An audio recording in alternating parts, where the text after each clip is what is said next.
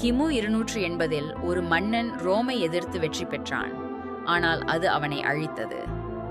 எபைரஸின் அரசன் பைரஸ் யானைகளுடன் இத்தாலியை தாக்கினான். ஹெராக்லியா போரில் ரோமர்கள் முதல் முறையாக போர் யானைகளை கண்டனர். அவர்கள் பயந்து ஓடினர். பைரஸ் வெற்றி பெற்றான்.